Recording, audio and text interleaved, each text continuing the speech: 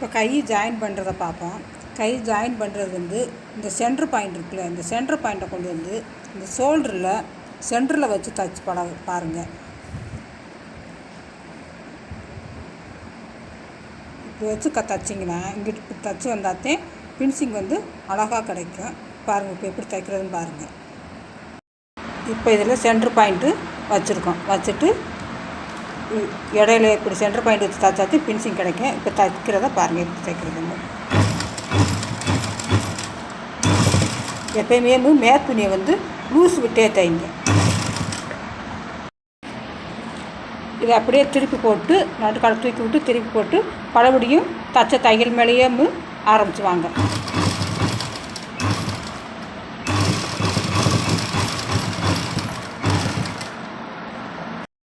இப்போ சென்டர் பாயிண்ட்கிட்ட வந்திருக்கோம். இந்த சென்டர் பாயிண்ட்கிட்ட வர்றப்போ மேற்துணியை கொஞ்சமாக லூஸாக விடுங்க. லூஸு விட்டு இப்படி தைக்கணும், இழுக்கக்கூடாது. இழுக்காமல் இப்படியே தைச்சி கடைசி வரைக்கும் அந்த எண்டில் வந்து முடிச்சுருங்க. இப்போ பாருங்கள், இது வந்து கடைசியில் வந்து எண்டில் வந்து கரெக்டாக வந்து நிற்கும். அந்த வெட்டுக்கும் இந்த வெட்டும் சரி சமமாக இருக்கும்.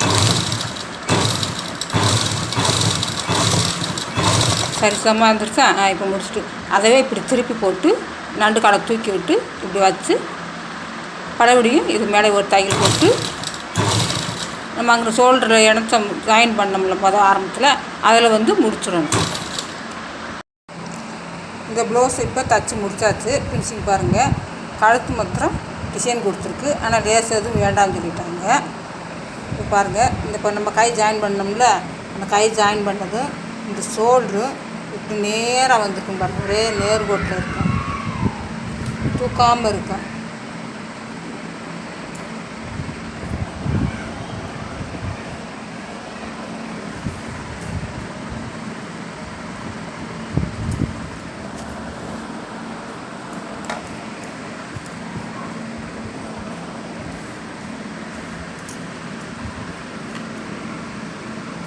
இது வந்து முன்பாகம் பாருங்கள். சென்ட்ரு பாயிண்ட் வச்சு தைச்சோம். கையோட சென்ட்ரு பாயிண்ட்டு, உடம்போட சென்ட்ரு பாயிண்ட்டு நடுவில் வச்சு இப்படி தைச்சி ஆரம்பிச்சிங்கன்னா இது வந்து நல்லா வளைவாக அழகாக இருக்கும். இந்த ஷோல்டர் வந்து கரெக்டாக இருக்கும் பாருங்கள். ஒரே நேர்கோட்டில் இருக்கும். முன்னாடி வந்து இறங்கவே இறங்காது கழுத்து.